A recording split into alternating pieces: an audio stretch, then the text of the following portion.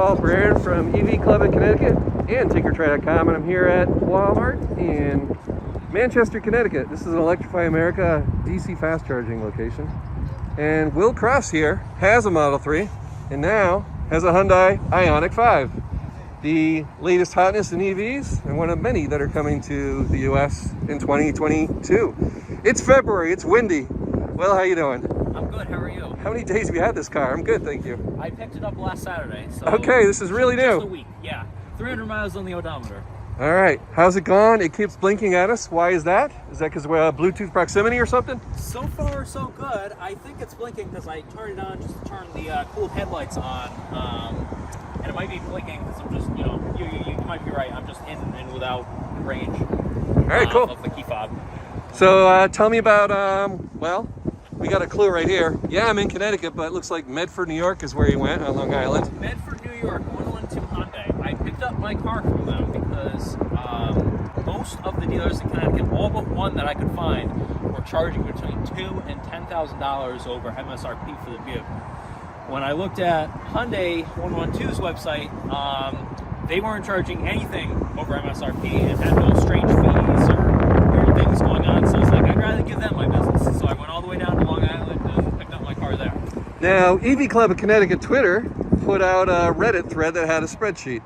That's the kind of thing that helped you? Yes. All right. That's precisely the spreadsheet that I used in order to figure that out. No, that's awesome to hear. Yeah. So, okay. So yeah, how did that go with, they gave you temporary plates and then they're gonna mail you Connecticut plates at a later date, or how did that work? Temporary plates, yep, and I'm getting my actual plates Monday. So it's, you know, a little bit over a week and I'm gonna have real plates. See stickers everywhere. We got a Yeah. VIN sticker there, we got a little sticker here, we got a sticker that someone pulled off in there. Yeah. Yep, I saw that earlier. Your shark fin is missing its sticker. Yeah, so these cars are brand new to Hyundai. I mean, at Hyundai 112, you wouldn't even know that they had a chip charge. They were getting so many cars. I think they had about 8 on the lot when I picked up my IONIQ, and you know, they were so new that the plastic hadn't even been taken off. They took it off like, you know, 5 minutes before I actually got the car. So there's still some remaining stickers on it because it was they were so busy and could only do what they could. But I don't fault them that at all. There's plastic. Get out of there. All over the car? All over the car, interior, exterior. I mean, from panels here, plastic on the windshield, plastic on the steering wheel, all on the seats, everywhere. Everything had plastic on it that they had to take off. All right, I notice blind spot. Yep. Hazard warrant right there. As a Model 3 owner, you probably appreciate that. The Yeah. simplicity of having a light, right? Blinker. Is there any cameras on here? No. The higher end trim levels have that, but I have the base level trim. The only upgrade I got was all-wheel drive. What's the stated range on this all-wheel drive's medium battery pack? 270. It might be 260, but it's 260 to 270. All right. Rated range. I've actually heard the front here. These are louvers. These open up Yep. depending upon the temperature. Yeah. It's pretty neat. There you go. He's opening it. Thank you. And you can see right in there, radiator. Yes, EVs have radiators. Yeah. There's still a battery pack to control the temperature of. Yeah, let's start with I guess front and trunk, and then we'll go inside. Sure. So the trunk, I've heard the Model Y is bigger, but the nice thing with this trunk, and one note on the trunk, the higher end trim levels have motorized liftgate. I don't have that because I have the base level trim, but it's flat, so it's easy to take things in and out of this trunk. You know, the Model Y I think goes a little bit lower, so it can be harder to take things in and out. But this is nice and flat. The seats go down all the way, so you can fit, you know, whatever you want in it. Has a little bit of a sub trunk, not as big as the Tesla, but still, you know, enough to fit charger or some small things in the bottom. Okay, you haven't bothered doing anything in your garage? I have a EV charger already, so I haven't even taken this out of the bag. So you have a J1772 connector in your garage already? Yes. Ah, okay. So you're all set. Yeah. And the seats. Yeah, so the seats go down. They're actually reclined a little here. Yeah. So the seats recline. They can go both forward and back. Okay. And they recline. So you know, seats go down all the way, but also can recline. And we've got USB USB-A there. Yep. USB-A. USB-A ports on the front too. Stickers. Yeah, stickers. More Yep. stickers. Yeah. A lot of room back here. Very, very comfortable. For car seats with people with kids, there's latch back here. Yep, there's always those tethers. Yeah. Adjustable headrest in the middle, I guess. Yeah. Yeah, you know, the higher level trims might have adjustable headrests in the back, but I don't remember. I don't know. Okay. Yeah. Yeah, getting in, it looks like it's pretty squared off. It looks like getting head clearance is not bad for somebody to get in the back seat. No. 12 volts. 12 volt. The higher level trim model in the rear seats has a inverter, so you can plug in 110 and anything that runs on 110. And then the interesting thing with this is the charge port. They make an adapter that you can plug in and get power out of it. So I can still get that. It didn't come standard on the car though. It's an aftermarket accessory. All right, and then the higher trim also does a glass roof, I guess? Yes. Okay. Yep. Not a retracting sunroof, just glass roof, which is common in EVs these days. Yeah. Yeah, sure. And can you pop the front? So front. I know it's not much to see there, but Yeah. I've seen some videos. I noticed the handles kind of present. Is that a Bluetooth range thing? These are sticking out? So it's Bluetooth range. It'll automatically unlock, but if the car is unlocked, the door handles pop out. Got it. And when it's locked, they pop in. So the front is not like other EVs where you have a giant front. Yep. This is the extent of your front. So it's enough to fit like a charging cord, but that's it. You know, it's not massive at all. And this is telling me the 12 volt battery. 12 volt battery, fuse panel, fluids.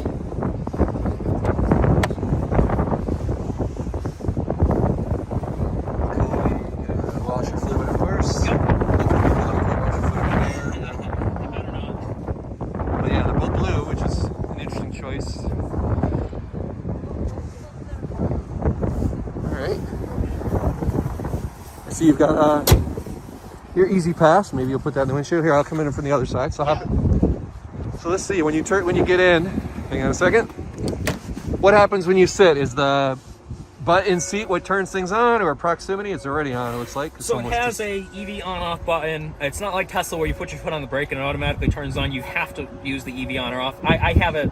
I had it on already. So when you get in, it's like this. It won't show the trip info, but it'll the screen will be off, and then you just push EV start, and it comes on. This is accessory mode.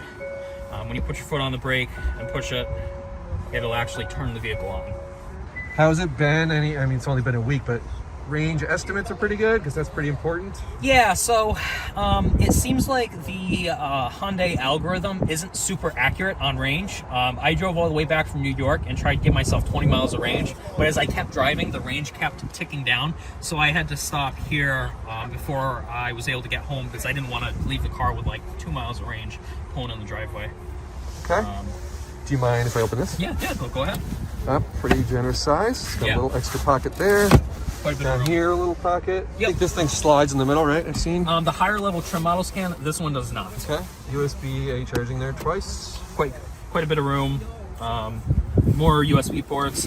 Android Auto port up at the front, or Apple CarPlay. So I noticed you've got your Easy Pass tucked over there where you don't see it. Yeah, well, you know, I did have it up here, but this dash slides a lot, and when you put your foot on the accelerator floor, it slid back, so it's just been tucked away there.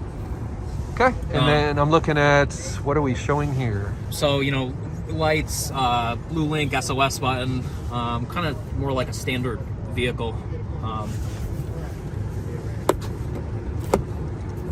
The big problem LED. I've had with this is the software. I love the car, I love the way it drives, but the software is just like not. And again, I'm coming from Tesla, so I have a very high bar for software. But the app is much better on Tesla. The menus are much better on Tesla. I mean, if this thing didn't have Android Auto, I'd be lost. You know, if it didn't have Android Auto, it would have been terrible. But because it has Android Auto, it's much better. Adjustable headrest, I noticed. Yeah. You know, with this level, you know, this car starts at 43 grand. The Model Y is like 60 to 65 grand. So much less. If the Model Y was 49 grand, I would have got the Model Y. But this is just so much less expensive. And then, you know, that 43 grand isn't even including the $7,500 tax credit. So when you take that into account, it's even less. And then cheaper. Can you talk about that Connecticut rebate? You're not quite there, right? Not quite there because their MSRP cap is 42 grand. Exactly. I think. And this trying is to just change over that. EV Club of Connecticut, trying to talk to people about that. That number's too low. All cars have gone up. Yeah, this for car is the price of the average American car. Yeah. I'll just point that out. So you ding cars, EVs being expensive. Yeah. Well, guess what? This costs the same as the average American car at this point. Right. It's Yeah. actually a little less. Cars have gone way up in the last 2 years. For sure. That's not an EV thing. That's just a car thing. It's Yeah. a supply chain thing. Yeah. You've got plastic here in your A-pillar. More plastic. Yep. Yeah. How has this stuff been? You're on the road, you're driving this thing home from New York, you're not all that familiar. Was it just fine doing climate control? Yeah, and you know, it feels like much more like a regular vehicle. I've had my Model 3 and that's basically what I've driven since 2018, so it is a difference going back to a lot more buttons and, you know, things in the car. It's more complicated than the Model 3, but it was very easy to pick up. All the climate controls and all that. This would be great if someone had an ICE vehicle and is moving to a EV. This would be absolutely fantastic for them. They would love this.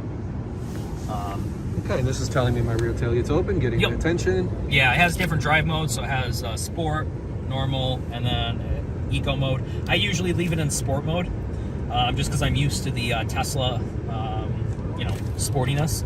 And then these paddle shifters adjust how much regen you have. So you can adjust, I think it has like 3 levels, and then what they call iPedal, which is your one pedal driving. The thing is that every time you turn on and off the car, it resets that regen level. So you have to reset it up. So I turn it to iPedal every time I get in, really. So How have the thumb controls been in the wheel? it took a little bit of getting used to, but I'm pretty comfortable with it now. This specific model comes with Hyundai, I think it's Highway Drive Assist 1, which they claim, you know, it can basically drive on the highway. There's cameras in here. Yeah, cameras in there and then the radar and whatnot, but it's definitely not on the level of autopilot. I think when it comes out, I'm going to get Comma AI for it. The team over there just bought an EV6 that they're going to be testing on, which is very similar to this vehicle. So once that comes out, I'm going to get Comma AI. It's, I think, the full self-driving or the autopilot functions through them. I think they call it openpilot. Will be much better. I'm confident in that. I'll put a link to that in the YouTube description. Yeah. I'm familiar with them. You get 2 free years of Electrify America, 30-minute sessions. So like where we are now, you know, I plug in and I don't have to pay for it. They claim in ideal conditions this car can go from 10% to 80% in 18 minutes. I haven't seen that, but again, it's winter, battery's not warmed up, not ideal conditions at all. Oh, the question I wanted to ask is about traffic-aware cruise control. So I'm looking at these little icons, trying to read between the lines. What does it have in this trim level? So this is traffic-aware cruise control, and then for this, it's the lane centering, highway drive assist, which is, again, their autopilot type package. It's just not as reliable as autopilot. It will kick out randomly at some times and give no warning. So you have to be. Autopilot is definitely more reliable, and you have to have your hands on the wheel with this, just because it's not as reliable as Tesla's is. How did it go getting home from Long Island, and how many times have you been to a DC fast charger in only a week? Yeah, so coming home from New York, it was great. I plugged in right a few minutes down from the dealership at a Sam's Club down there. What was the car at when you picked it up? 40%. They said they would have charged it up for me, but I wanted to leave that day and I wanted to leave quickly, so I there you go. You know, I was like, I'll plug it in. I'll go down there and plug it in. Charged it up to like 60-70%. Thought I would be able to make it home on a single charge, and then as I was getting up here, I figured out that I was only going to have like 5 miles left because their range estimator was just ticking down faster than I was driving. So I stopped here in Manchester for a few minutes, got enough charge to get home comfortably. This is the 3rd time I've been to a Electrify America charger. You know, the only other 2 times were the time, you know, coming home from New York. So navigation and sound. So how's this going? Navigation on the car. I'm used to Teslas. This is so much. It's so subpar compared to Teslas. You slide, touch it a little bit laggy. Well, it's not necessarily laggy, but it's just like it's the typical like legacy auto, you know, navigation system. You know, you got to type in the place, wait for it to recognize it. Voice controls aren't that great. I use Android Auto for all that, just because it's a world of difference better. You know, all the settings, there's just menus upon menus upon menus. EV menu shows you how much range you have with the climate control on and off. V2L, which is the adapter that I can plug into the charge port, you know, to take power out of it. Plug in appliances or anything that runs on 110. Yep. Do you know what that costs by any chance? The adapter, I think they said was $500. Okay. Do you want me to open up the charge port? Yeah, that'd be good. And speaker here, or how's the sound? I mean, you're used to incredible sound. The sound is okay. It's There's no not subwoofer terrible, or but anything, it's right? not. Yeah, it's not, you know, the best thing in the world. It's not terrible either.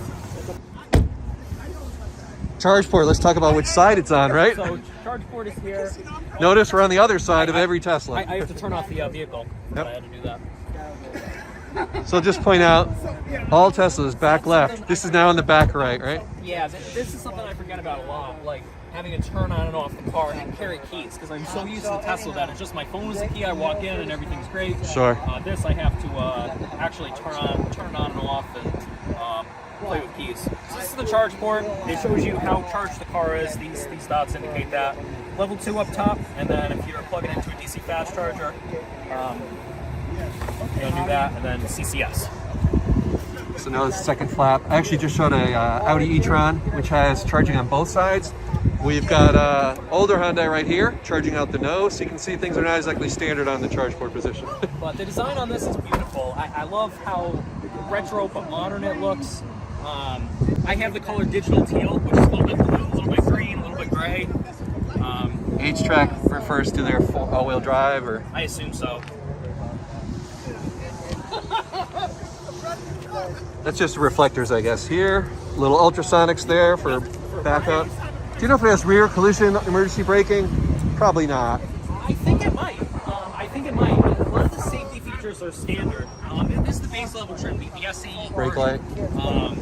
It has a lot of the safety features. The big difference in the like autopilot type features between this and the upgraded version is highway drive assist 2, which allows it like can better see cars around it, and you can do lane change on the highway, whereas this you can't. All right, great. But, door handles pop in and out when you lock and unlock. I like it. Okay, here's a critical question. Ride quality, right? So Model 3, known for being a little bit jarring, a little bit rough, but also rather sporty. Some people like it, some don't. How do you feel they compare? Ride Perfect person quality to on ask. this is a lot better. I love my Tesla and I love the technology on the Tesla, but this, as an actual car, I think this beats it as far as how it's built and the ride quality. Like Tesla definitely has it beat though as far as technology and just for, you know, being a 21st century technical based car.